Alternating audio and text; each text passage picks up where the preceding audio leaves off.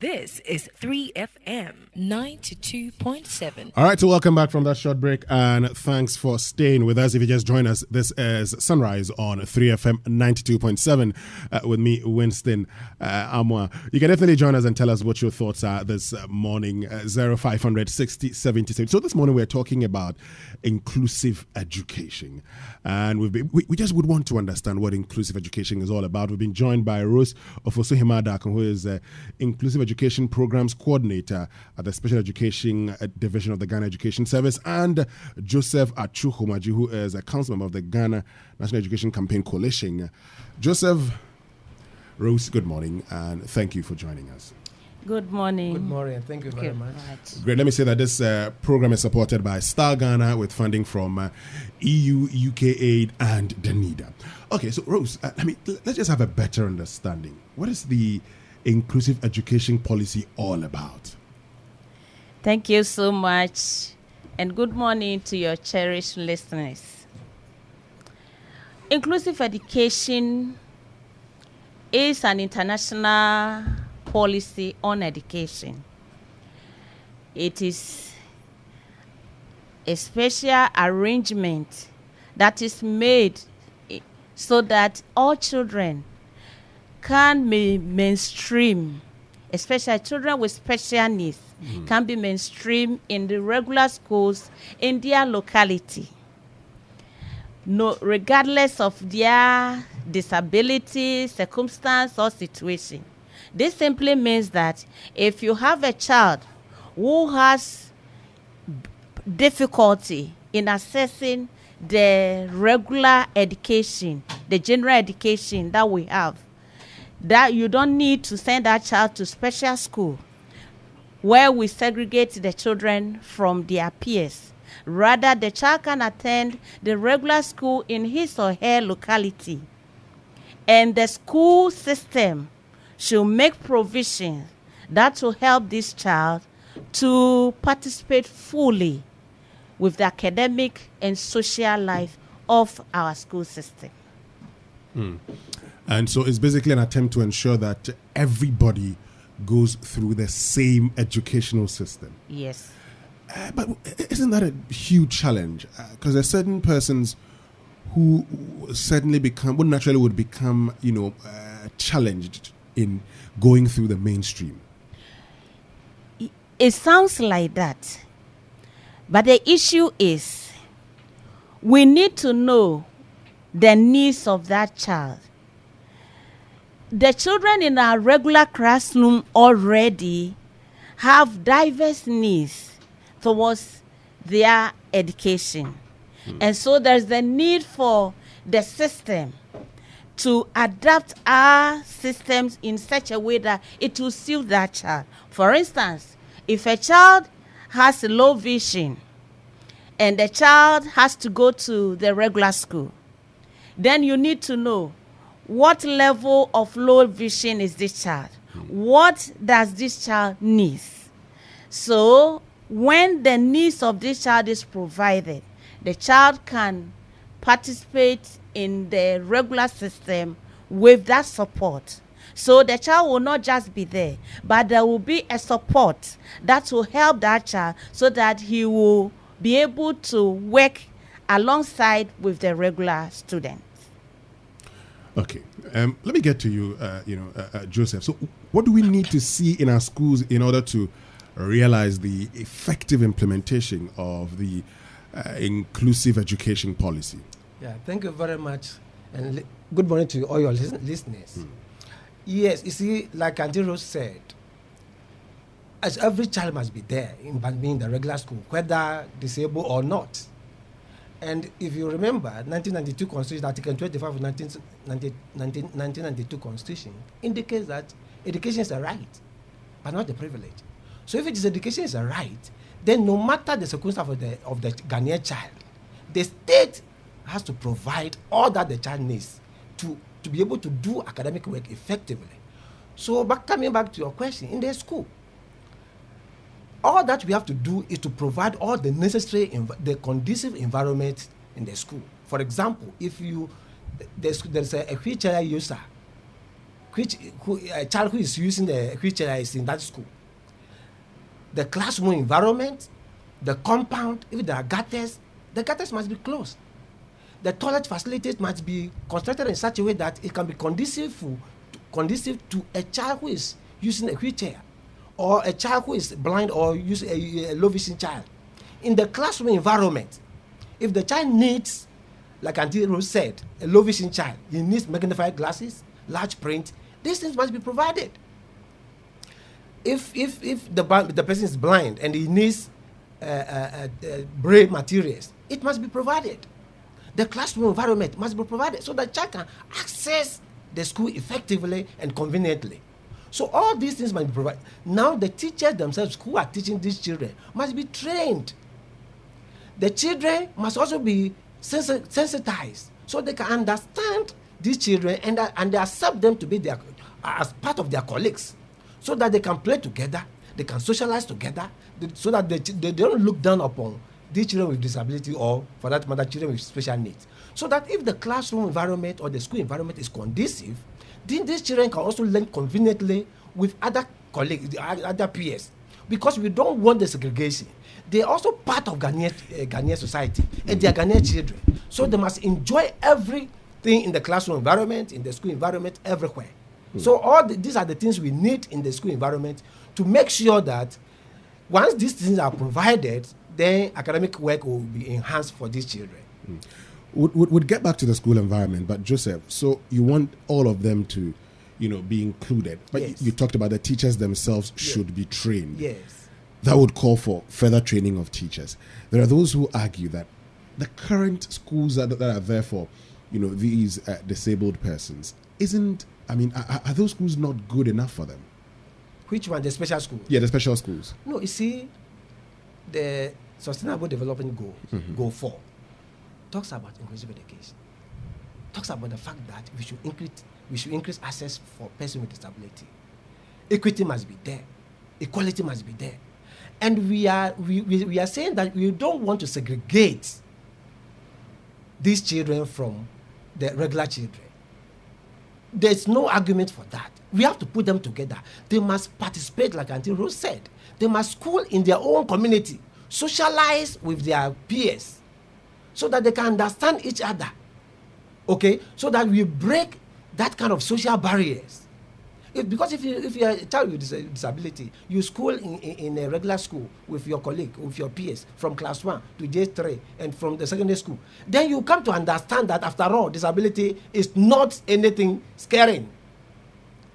After all, it's just a disability. We are all together. We can study together. We can learn together. We can do everything together. We can socialize together. So that's the idea. So it is not proper putting them apart, because these are the children with disability, you go here. These regular children, you go here. That is segregation and discrimination of some kind. We don't like that. Okay? So we want to encourage the society to encourage participation. We want to fully participate in the social activities. We want to be in the mainstream activities so that we all become one. You see? So there is no need segregating them, putting them apart. We all want to be together so that we can embrace one another, we can understand one another, so that the society will understand. So we want to encourage the society, encourage parents, encourage all stakeholders to understand this concept and apply it and implement it fully to the advantage of these children and to the nation as well. Okay, but you see, Rose, coming back to you, you are with the Ghana Education Service, you would understand this better. You understand that the instances where, some of these will need, like you say, they need special attention. Our teachers do not have that. Yes, you've talked about training. But the teachers would also tell you that when you teach and 75% of the pupils understand, it means you've done very well. Well, the target is to make sure that everybody understands. And so aren't we going to be creating problems for these people rather than helping them? Thank you so much. That is not really going to be a problem, in the sense that over the years, there are some children who seem not to have a disability, but they have special needs in our regular school already, which we are not taking care of. But this policy is looking at all children holistically, every child, so that if there are barriers for the child to perform academically, socially, then this needs to be addressed.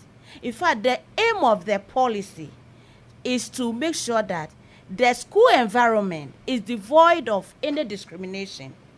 Then we apply or adopt child-centered pedagogy methods that are geared towards the child so that every child will perform.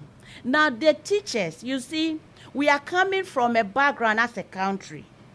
With the teachers were exposed to just the introductory aspect of special education. Now, what per the policy, what we are doing is we are reviewing the current curriculum or course structure for the pre-service teachers. Then the teachers who are already in the system, we are planning for training to build their capacity so that in your class you prepare your lesson in such a way that it will address all children, their needs in your class. These children, when they are there, assuming you are in a class and you have a one low vision child, then you have another child who is cerebral palsy, then you have another child who is hearing impaired. Some of these children, you only need to understand their situation. Then you place them appropriately. Some of these children, there's a need for us to give them assistive devices that will help them. And the teacher's problem is solved.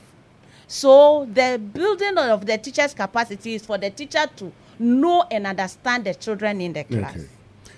Okay, so let's look at, Joseph was talking earlier about, the sort of things that they need. Let's look at the physical, environment and the infrastructure of an inclusive school. How would it look like? How should it look like? Thank you very much. From our Disability Act, there's a need for all the existing structures to be accessible in our country. In the school, this also applies to the school. The school should have free access. There should be layout of the school compound. The classroom should have ramps. All other school facilities should have ramps so that a child who is a wheelchair user can access the urinals, the toilets, the classroom with ease. The classroom should be spacious. We need to have broad windows.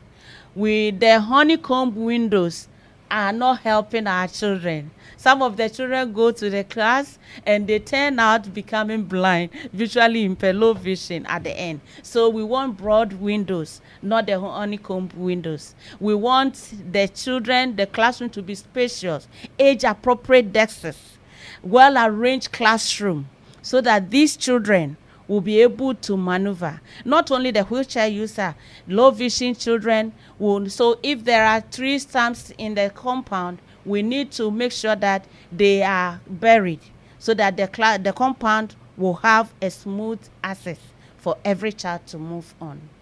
Joseph, are we ready for all of this? Yes, we should be ready as a country. We have no choice. We have no option. You see, the world is moving very fast, and we cannot leave behind. Like I told you, 1992 Constitution guarantees the right of every child, and there must be equity for everybody. Okay, so the child with disability, for that matter, children with special needs, are no exception. Whatever is good for the goose must be done for. It's also good for the gander. So we are only appealing to everybody, to all the stakeholders. We know that it's not going to be that one day. It's a gradual process, but we should fight, or we should work towards it, so we can achieve it. Like I'm saying, Sustainable Development Goal 4 talks about that. It's a global declaration, and Ghana is part of it. We cannot isolate ourselves. We have to work towards it.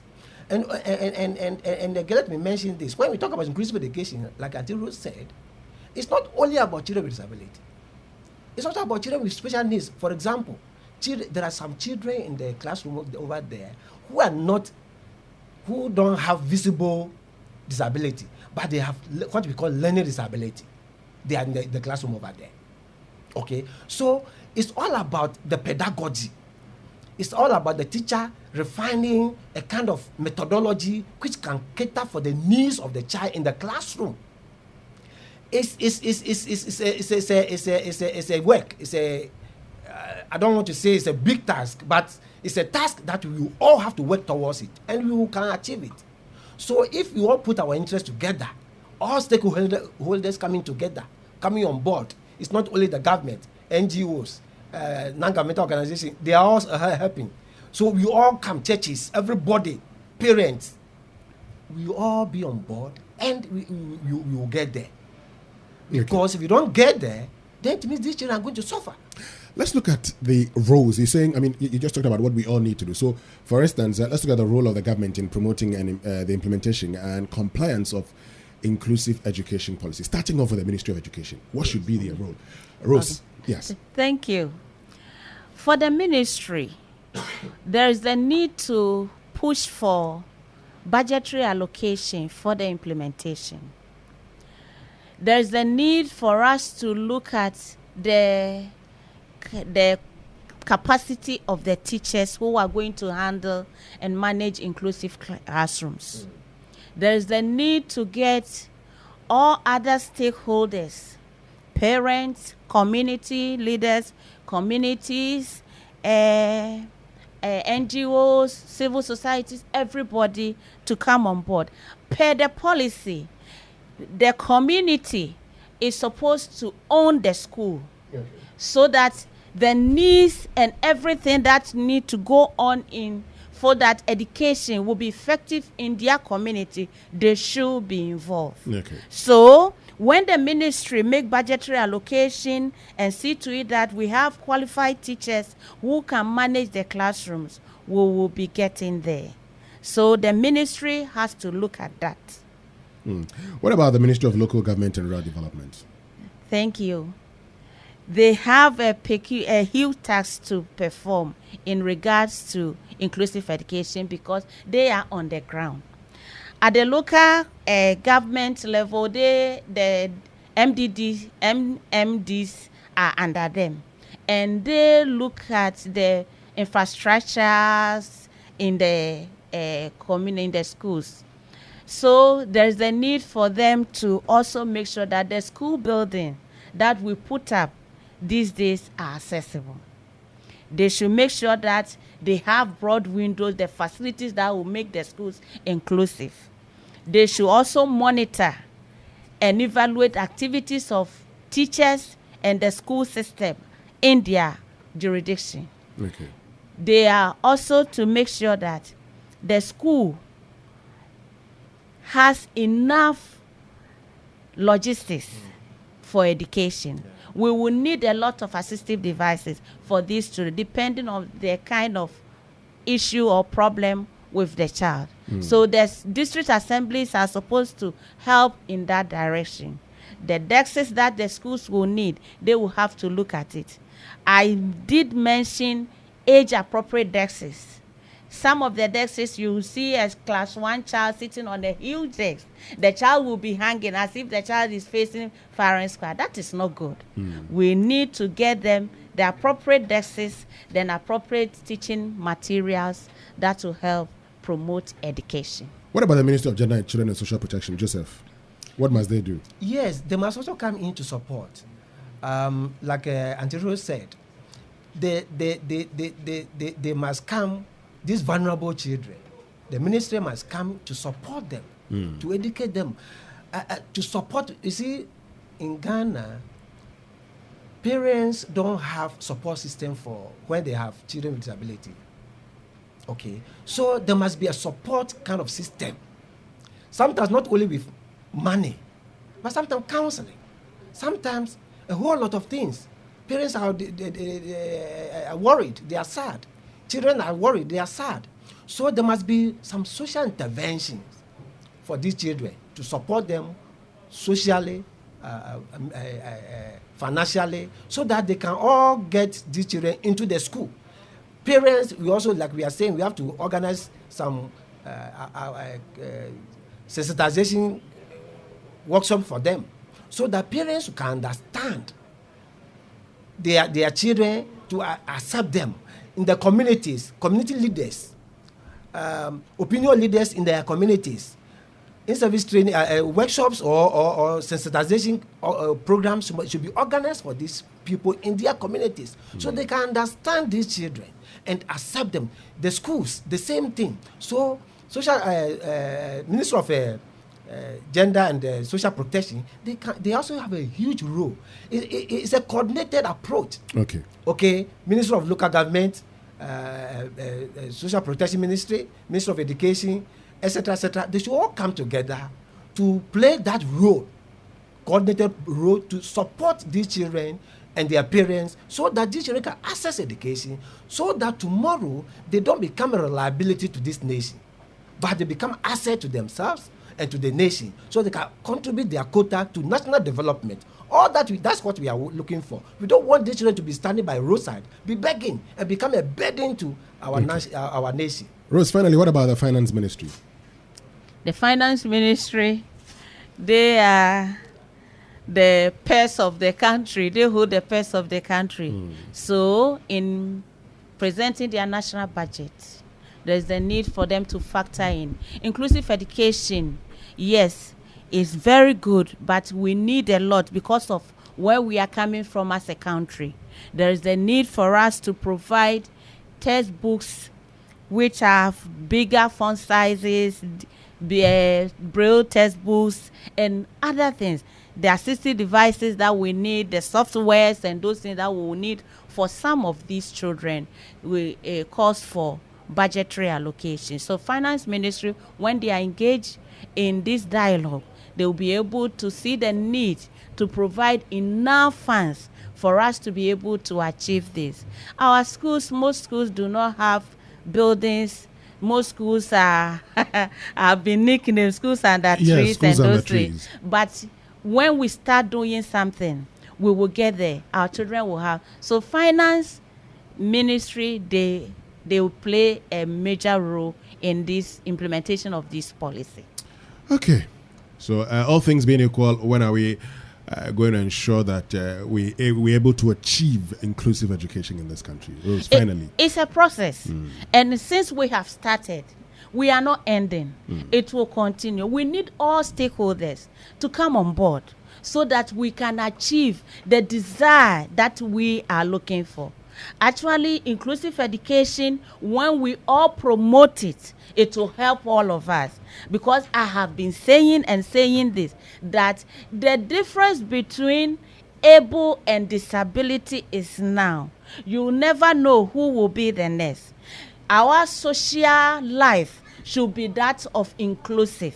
We'll live together, we grow together, and we understand ourselves together. And together, we'll be able to promote Mother Ghana.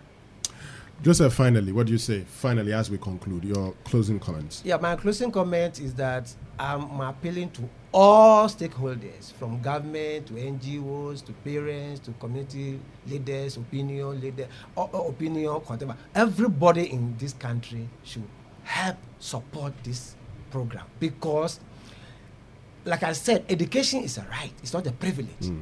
So if it is a right, and children with disability are also citizens of this country, they must benefit from the system. The system must have the capacity to support every child in terms of access, in terms of equity, in terms of quality, so that we can also be responsible citizens tomorrow. I'm appealing to everybody in this country that they should all come on board to help us, because inclusive education, it has come to stay. Okay. I must admit that Minister of Education, for that matter, GNECC and some NGOs have started working towards it. We appreciate that, but there's more to be done. So we are encouraging all of them to be on board, so that we can do the best for these children. Thank you very much for the opportunity. Thank you very much, Joseph Achukwumaju, who is council member of the Ghana National Education Campaign Coalition, and also Rose Ofosuhimada, who is Inclusive Education Programs Coordinator, Special Education Division at the Ghana Education Service. Thank you very much for joining us. This is definitely Sunrise on 3FM 92.7.